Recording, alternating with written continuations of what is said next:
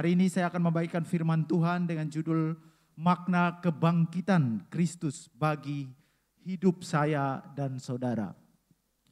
Mungkin dalam menjalankan atau menjalani kehidupan kekristenan kita bertahun-tahun lamanya, mungkin kita hanya mengetahui setiap tahun kita merayakan mengenai Paskah, merayakan dan juga mengetahui siapa Yesus itu. Oh, Yesus telah datang ke dunia menjadi manusia yang adalah Allah itu, dan dia disalibkan dan mati dan dikuburkan, dan pada hari yang ketiga bangkit, dan 10 hari kemudian dia naik ke surga, dan sekarang dia berada di sebelah kanan Allah Bapa, duduk di sana. Mungkin kita hanya tahu seperti itu, tetapi apakah kebangkitan Kristus benar-benar mengubah kehidupan saya dan saudara? Apakah kebangkitan Kristus benar-benar kita mengerti secara logika atau secara roh kita atau secara pengalaman perjalanan kehidupan kita? Itulah yang sangat penting di dalam memaknai kebangkitan daripada Yesus Kristus dari antara orang mati. Ya, saya pernah punya mangga pada waktu itu, mangga itu ya, manis, mangga madu. Sudah tinggi gitu ya. Tiba-tiba kambing itu mematahkan pohonnya gitu ya. Lalu kecewalah kita, aduh kenapa bisa patah itu ya. Tapi pada musim hujan dia tumbuh lagi tunas yang baru. Itu merupakan suatu pengharapan, oh pasti akan berbuah dan berbuah lebat. Nah, inilah yang terjadi dengan Kristus Yesus. Dia tidak hanya mati, itulah sebabnya dia dikatakan dia adalah tunggul Isai. Dia adalah akar yang mati dan bangkit kembali. Sebuah biji itu harus jatuh ke tanah, dikuburkan, dan dia bangkit dan membawa kehidupan yang baru bagi kehidupan saya dan saudara. Nah, kebangkitan Kristus adalah doktrin utama dalam kekristenan. Pengajaran yang sangat penting. Karena tanpa kebangkitan Kristus maka tidak ada kehidupan. Tanpa kebangkitan Kristus maka iman saya dan saudara kepada Dia tidak ada artinya. Tanpa kebangkitan Kristus maka saya dan saudara setiap minggu nyanyi-nyanyi, duduk di gereja kasih persembahan, kasih apa, tidak ada maknanya sama sekali. Karena tanpa kebangkitan Kristus tidak ada keselamatan juga. Melepaskan kebangkitan dari iman Kristen sama dengan menghilangkan kehidupan itu sendiri. Jadi makna kebangkitan Kristus bagi saya dan saudara, kebangkitan Kristus adalah bukti tentang pribadi siapa Yesus itu. Kebangkitan Kristus juga adalah bukti bahwa Ia adalah Tuhan. Dan kebangkitannya adalah bukti bahwa Alkitab ini benar-benar diilhamkan, diinspirasikan oleh Tuhan melalui penulis-penulisnya, bahwa Alkitab itu benar adanya. Dan bukti-bukti tentang kebangkitan Kristus sudah selidiki secara sejarah, secara geologi, secara historis, bahwa benar adanya Kristus itu mati dan bangkit. Dan kita percaya bahwa kita adalah orang-orang yang sudah menikmati kebangkitan daripada Kristus itu. Dan saya dan saudara sekarang sudah dibebaskan, sudah dimerdekakan oleh kebangkitan Kristus itu sendiri. Nah, sekarang mari kita lihat apa makna kebangkitan. Saya sudah tahu mengenai, saya sudah dengar di televisi, di YouTube. Bahkan orang tua saya di sekolah minggu mengajarkan saya mengenai kebangkitan. Bahkan mungkin hari ini saya belum mengerti mengenai kebangkitan itu. Apa sih maknanya bagi hidup saya? Nah, hari ini saya mau mengajar saudara ada 3 hal yang saya bagikan. Mari kita lihat dulu firman Tuhan di dalam 1 Korintus pasal 15 ayat 3 sampai ayat yang ke-5. Mari kita membacanya. Paulus berkata, sebab yang sangat penting telah kusampaikan kepadamu, yaitu apa yang telah kuterima sendiri, ialah bahwa Kristus telah mati karena dosa-dosa kita sesuai dengan kitab suci. Bahwa Ia telah dikuburkan dan bahwa Ia telah dibangkitkan pada hari yang ketiga sesuai dengan kitab suci. Bahwa Ia telah menampakkan diri kepada Kefas dan kemudian kepada ke-12 muridnya. 1 Korintus 15 ayat 17. Dan jika Kristus tidak dibangkitkan, maka sia-sialah kepercayaan kamu dan kamu masih hidup dalam dosamu. Demikianlah binasa juga orang-orang yang mati dalam Kristus. Jikalau kita hanya dalam hidup ini saja menaruh pengharapan pada Kristus, maka kita adalah orang-orang yang paling malang dari segala manusia. Matius pasal 28 ayat 1 sampai 6. Setelah hari Sabat lewat, menjelang menyingsingnya fajar pada hari pertama minggu itu, pergilah Maria Magdalena dan Maria yang lain menengok kubur itu. Maka terjadilah gempa bumi yang hebat, sebab seorang malaikat Tuhan turun dari langit dan datang ke batu itu dan menggulingkannya lalu duduk di atasnya. Wajahnya bagaikan kilat dan pakaiannya putih bagaikan salju. Dan penjaga-penjaga itu gentar ketakutan dan menjadi seperti orang-orang mati. Akan tetapi malaikat itu berkata kepada perempuan-perempuan itu, "Janganlah kamu takut, sebab aku tahu kamu mencari Yesus yang disalibkan itu. Ia tidak ada di sini, sebab ia telah bangkit sama seperti yang telah dikatakannya. Mari, lihatlah tempat ia berbaring." Jadi makna kebangkitan yang pertama yang kita belajar yaitu bahwa kebangkitan Kristus mengingatkan kepada kita bahwa kita tidak lagi mati dalam dosa-dosa kita. 1 Korintus 15 ayat 17 berkata, "Dan jika Kristus tidak dibangkitkan, maka sia-sialah kepercayaan kamu dan kamu masih hidup dalam dosa-dosamu." Kalau Kristus tidak dibangkitkan, maka kita adalah orang percaya yang paling malang di antara agama-agama, di antara kepercayaan-kepercayaan yang ada dan timbul di dunia ini. Mengenai kebangkitan, ada begitu banyak teori-teori yang palsu. Salah satunya adalah stolen body theory, atau badan atau tubuh daripada Yesus itu dicuri. Yesus itu tidak bangkit, tetapi dicuri oleh murid-muridnya. Bahkan ada lagi teori yang mengatakan Yesus hanya pingsan di atas kayu salib. Dia tidak mati, benar-benar mati, merasakan kematian itu. Yang menggantikan Yesus adalah Yudas. Itulah teori-teori yang muncul pada abad kedua. Yang menyerang kekristenan. Tujuannya apa? Untuk menghalangi bahwa Yesus itu bukan Tuhan. Bahwa Yesus itu tidak datang ke dunia sebagai manusia. Bahwa Allah itu tidak datang ke dunia sebagai manusia. Tetapi semua teori-teori ini dipatahkan oleh kebenaran firman Tuhan.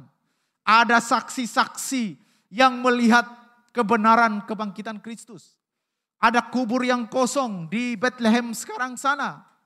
Ada penemuan-penemuan yang telah ditemukan bahwa Yesus itu benar-benar bangkit.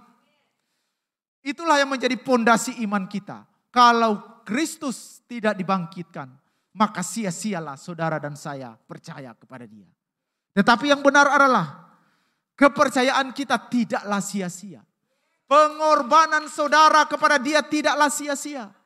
Pencarian saya dan saudara terhadap Dia yang hidup itu tidak sia-sia. Sekalipun mungkin pada hari ini kita masih bergumul dengan dosa kita. Kita masih bergumul dengan manusia duniawi kita. Kita masih bergumul dengan ego kita. Kita masih bergumul dengan cara berpikir kita. Melawan saintifik, melawan perkembangan ilmu pengetahuan yang terus menerus mau menghancurkan iman percaya kita kepada Kristus. Tetapi yang pasti adalah kita mempercayai Tuhan yang hidup mengalahkan maut itu. Mengalahkan siasat daripada iblis itu. Tetapi kita perlu tahu, kita perlu ingat bahwa iblis tidak pernah tinggal diam. Dia akan terus menerus menggoda kita. Dia terus menerus akan menarik kita untuk jangan percaya kepada Kristus. Sekarang banyak hal-hal yang timbul di dalam kepercayaan kita kepada Kristus. Melalui media sosial, melalui agama-agama lain, melalui kepercayaan-kepercayaan lain. Bahkan melalui pikiran kita sendiri kita mulai bertanya kembali, siapa sih Yesus itu? Siapa sih Dia? Itulah pekerjaan iblis. Jangan-jangan saya dan saudara dalam perjalanan kehidupan ini bisa-bisa murtad di tengah jalan nanti. Kalau saudara dan saya tidak mengenal kebenaran itu yang sesungguhnya. Banyak orang Kristen meninggalkan Kristus. Hanya karena apa? Dia ke gereja hanya mengikuti ritual agama saja. Dia tidak benar-benar mengenal dia secara pribadi. Dia tidak benar-benar mengenal dan memiliki hubungan secara pribadi dengan Kristus. Lalu bagaimana dengan dosa-dosa yang diperbuat ini Bagaimana dia cara mengatasinya? Manusia berusaha mengatasi dosa-dosa ini dengan memberikan uang yang banyak kepada gereja. Memberikan uang yang banyak kepada Tuhan. Melakukan doa-doa puasa berhari-hari. Ada yang masuk ke gua, ada yang masuk ke gunung, ke sungai, ke air. Bahkan tidak makan berhari-hari. Tujuannya apa? Supaya dosanya itu hilang. Supaya dosanya itu lenyap. Dihapuskan. Bahkan orang Kristen sendiri dalam kepercayaannya mengulang kembali lagi pencambukan yang dialami oleh Yesus pada waktu itu. Tujuannya apa? Supaya dosanya dihapuskan. Sebenarnya itu adalah kebohongan-kebohongan, ritual-ritual yang hanya dijalankan oleh manusia. Bahkan yang pasti adalah Kristus, hanya Dia yang sanggup, yang berhak untuk menebus dosa saya dan saudara. Di dalam Dialah saudara memperoleh kehidupan itu. Di dalam Kristus itulah yang adalah Allah turun menjadi manusia. Memperkenalkan dirinya kepada kita. Dosa kita dihapuskan. Pada hari ini jika saudara dan saya masih bergumul dengan dosa yang mungkin saudara katakan bahwa itu begitu berat. Kok hidup ini begitu hampa saya jalani. Saya sudah rajin ke gereja kok begitu ada hal yang kosong dan kok hopeless itu masih terus menerus. Atau keputusasaan itu terus menerus menghantui saya. Ya disitulah saudara harus tahu bahwa ketika kita tidak punya hubungan pribadi dengan Kristus yang sudah bangkit itu. Maka kekosongan itu, maka dosa itu, maka kehampaan itu, maka penipuan-penipuan yang iblis lancarkan itu akan terus menghantui kita. Sampai kita mengenal Dia dengan benar dan berkata, Tuhan aku membuka hatiku. Aku mau Engkau masuk dalam hidupku dan mengajari aku kebenaran-Mu. Dan menghidupkan kembali rohku untuk menaklukkan keinginan dan hawa nafsu daging ini. Jadi kebangkitan Kristus mengingatkan saya dan saudara bahwa kita tidak lagi mati dalam dosa-dosa kita. Meskipun firman ini berkata kita tidak mati lagi dalam dosa kita, bukan berarti kita berdosa terus gitu ya. Bukan berarti kita hidup bergelimang dosa dan terus-menerus melakukan dosa, tidak. Karena kita bilang, oh Tuhan itu kan sudah menanggung dosa saya, ya. Wajar dong saya melakukan dosa, semau-mau saya gitu, semau gue gitu ya. Enggak bisa begitu. Jadi kita percaya bahwa kebangkitan Kristus tidak membawa kesia-siaan dalam hidup kita. Jika hari ini saudara mungkin baru mau mengenal Yesus, belum terlambat. Karena Kristus punya pengharapan yang besar di dalam hidup saya dan saudara. Dia mau supaya saudara mengenal Dia secara benar. Bahkan ada orang Kristen yang bertahun-tahun lamanya, tetapi tidak mengenal siapa Allah itu dengan benar. Hanya mengikuti ibadah, hanya mengikuti perayaan Paskah setiap April, perayaan Natal setiap Desember, perayaan kenaikan Yesus mungkin nanti bulan Mei, dan lain sebagainya. Tanpa mengetahui siapa sih sebenarnya. Ingat bahwa Kristus yang saudara dan saya sembah tidak sama dengan apa yang dipercayai oleh agama-agama lain. Kita mempunyai Allah yang unik yang mau mengerti saya dan saudara dalam situasi dan keadaan apapun.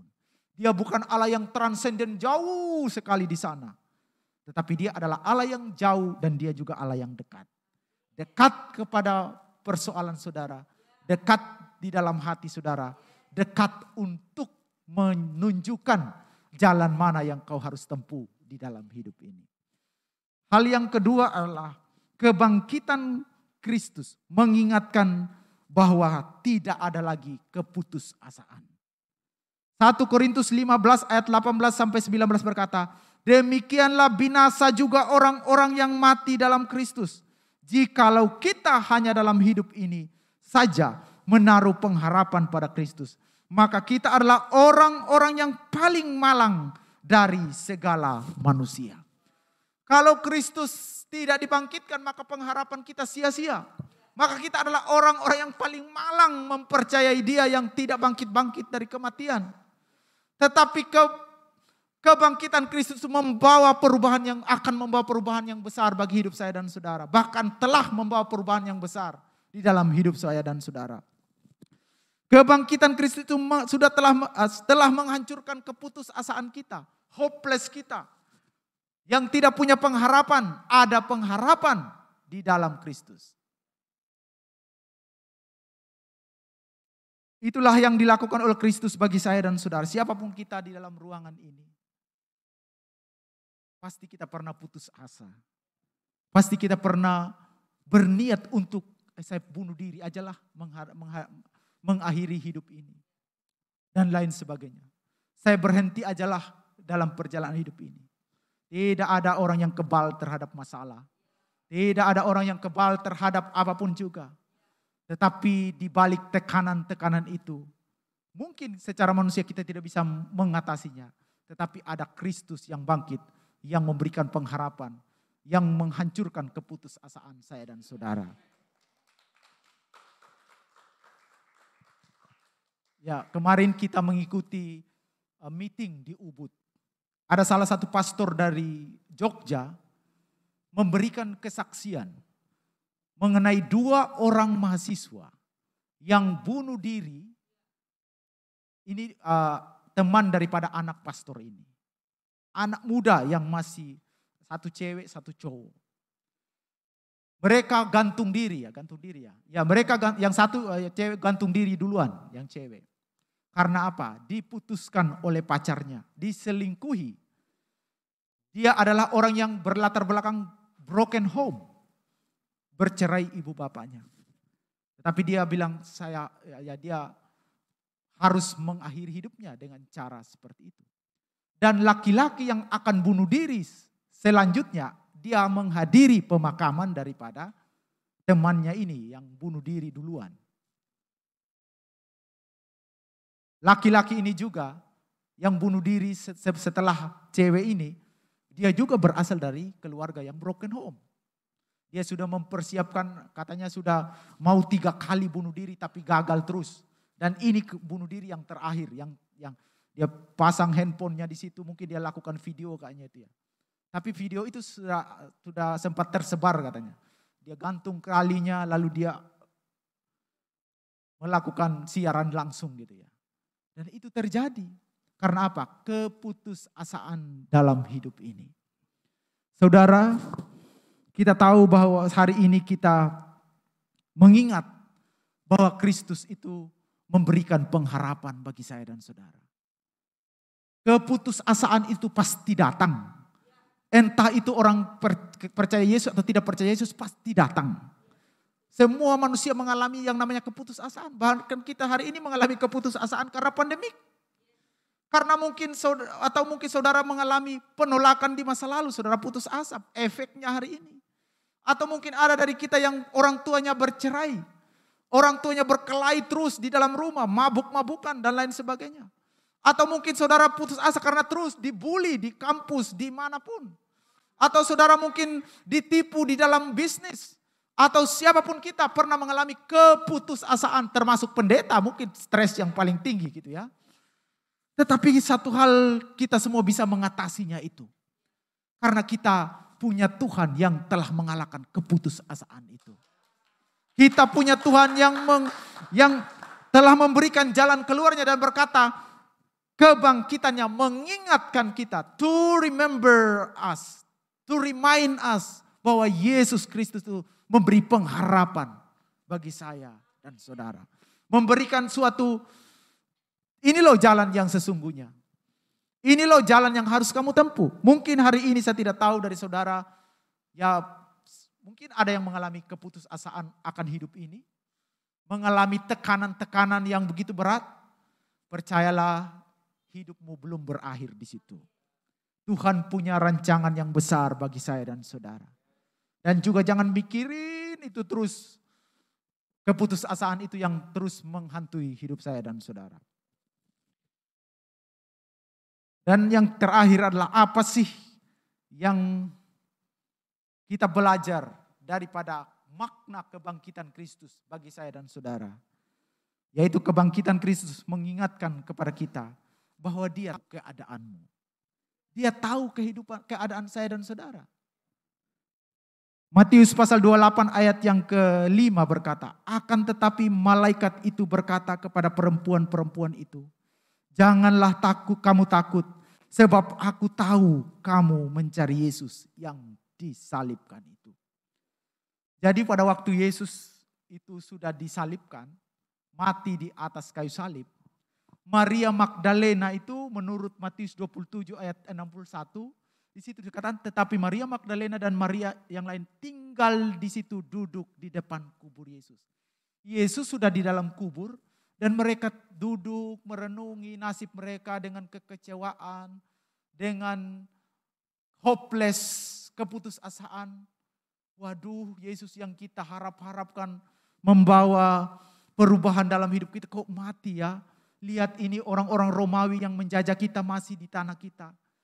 Kok dia sebenarnya yang kita harapkan, yang iman dan hati kita bertumpuk kepada dia, kok tiba-tiba dia hilang dari tengah-tengah kita.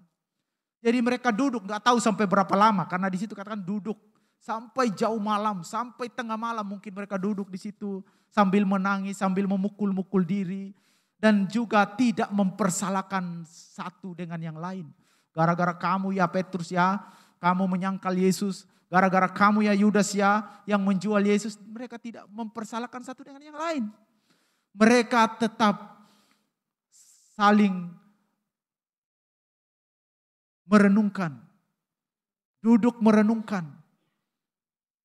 Kenapa Kristus itu bisa mati. Itulah yang terjadi. Dan dikatakan pagi-pagi benar. Setelah itu mungkin malam itu gak tidur mereka. Gak tidur karena masalah ini, karena situasi yang mereka sedang alami. Tetapi perkataan ketika mereka masuk ke kubur itu, kuburannya sudah terbuka. Lalu ini yang dikatakan oleh Yesus. Oleh malaikat, Tuhan melalui malaikat ya. Akan tetapi malaikat itu berkata kepada perempuan-perempuan itu, janganlah kamu takut sebab aku tahu. Dalam bahasa aslinya kata tahu itu bukan tahu yang kita tahu secara manusia. Kalau pengetahuan manusia, kata yang dipakai adalah kata oida. Oida itu adalah the fullness of knowledge yang hanya diketahui oleh Tuhan. Tetapi kata tahu yang kita belajar adalah kata ginosko, yang itulah kata-kata knowledge sekarang yang kita tahu ya. Jadi pengetahuan kita itu misalnya saya kelas 1 SD. Saya harus naik ke SD, saya harus naik ke SMP untuk lebih tahu apa yang saya belum tahu. Lalu naik lagi ke SMA supaya saya lebih tahu lagi. Lalu kuliah lagi supaya saya lebih tahu, pengetahuan saya bertambah. Itu ginosko. Pengetahuan yang terbatas tetapi kita terus belajar untuk tahu itu. Tetapi kata tahu yang dikatakan oleh malaikat kata oida, itu the fullness of knowledge. Pengetahuan yang sudah penuh, di mana Tuhan tahu keadaan kita. Tuhan tahu apa yang ada di dalam isi hati kita. Tuhan tahu pada waktu itu Maria sedang menangis. Maria Magdalena dan Maria yang lain sedang sedih, sedang mengharapkan kenapa dia mati. Tuhan tahu keadaannya pada waktu itu. Mereka tidak mempersalahkan satu dengan yang lain. Tuhan tahu keadaan mereka. Bahwa mereka sedang dijajah oleh bangsa Romawi. Dan pada hari ini kebangkitan Kristus mengingatkan kepada saya dan saudara bahwa Tuhan tahu apa yang ada di dalam kedalaman hatimu. Tuhan tahu apa yang sedang kau doakan. Tuhan tahu apa yang ada di dalam pikiran saya dan saudara.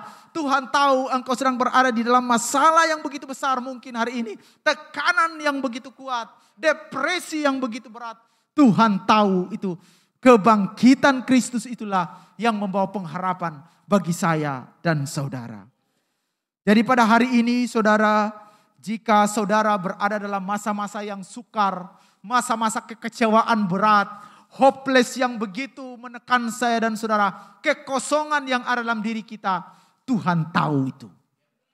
Katakan di sebelah saudara, saudara, Tuhan tahu itu. Ya. He knows.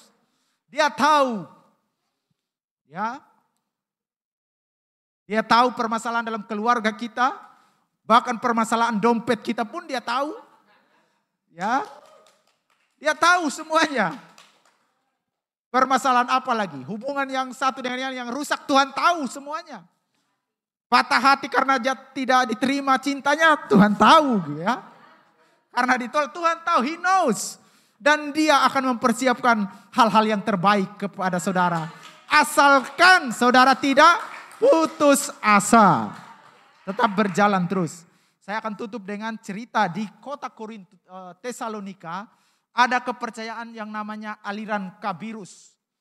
Kabirus itu adalah seorang pemuda yang diharapkan oleh kaum buruh pada waktu itu supaya membebaskan mereka dari tekanan pajak yang begitu tinggi, dari penjajahan Romawi yang begitu luar biasa. Nah, Kabirus ini adalah seorang anak muda yang dibunuh oleh dua saudaranya dengan secara serampangan, dengan ketidakadilan gitu. Dan orang-orang para buruh ini mengharapkan kembali kebangkitan daripada Kabirus ini dari orang mati. Tujuannya apa? Supaya Kabirus ini membebaskan mereka. Memerdekakan mereka dari setiap permasalahan, dari setiap tekanan bangsa Romawi. Tetapi nyatanya Kabirus tidak bangkit. Dia mati terus. Nah, mitos inilah yang dipakai oleh Paulus untuk mengajarkan, menyampaikan Injil, menjadi jembatan Injil bagi orang-orang buruh di kota Tesalonika pada waktu itu. Dan memperkenalkan seorang pemuda yang sama persis seperti Kabirus ini, yaitu Yesus yang dibunuh secara tidak adil. Dari situlah orang ini tertarik kepada Yesus dan mereka mendapatkan pengharapan, mendapatkan kasih yang benar-benar tulus, dan mereka menerima Kristus sebagai Tuhan mereka. Dan mereka mempunyai pengharapan dalam menjalani hidup ini. Nah, kita punya Tuhan sekarang yang bukan seperti Kabirus yang mati dan tidak bangkit. Tetapi kita punya Tuhan, yaitu Yesus Kristus, yang mati bagi saya dan saudara. Bangkit pada hari ketiga dan hari ini kita merayakan kebangkitan Dia. Karena itu saya mendorong saudara, bangkitlah dari keterpurukanmu. Bangkitlah dari keputusasaanmu, bangkitlah dari kekecewaanmu, bangkitlah dari setiap luka-luka masa lalumu. Karena Kristus telah bangkit dan menang bagi saya dan saudara. Mari kita bangkit berdiri.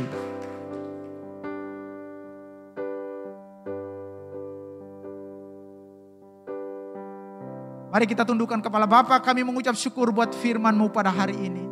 Engkau Bapa yang baik, yang merancang hal-hal yang terbaik bagi anak-anak-Mu. Pada hari ini kami berdiri di hadapan Engkau. Mungkin kami merasa sendiri, kami ditinggalkan, kami tidak dipedulikan, bahkan oleh keluarga atau orang lain. Bahkan kami punya pertanyaan-pertanyaan mengenai Engkau dalam pikiran dan hati kami. Pada hari ini Tuhan, celikkan mata rohani kami. Buka pikiran kami untuk mengerti kebenaran-Mu. Roh Kudus-Mu yang bekerja di hati kami, siapapun yang hadir di dalam ruangan ini Tuhan. Terima kasih Tuhan buat firman-Mu pada hari ini. Kami bersyukur bahwa Engkau Allah yang mati dan bangkit bagi kami. Di dalam nama Yesus setiap orang percaya katakan amin.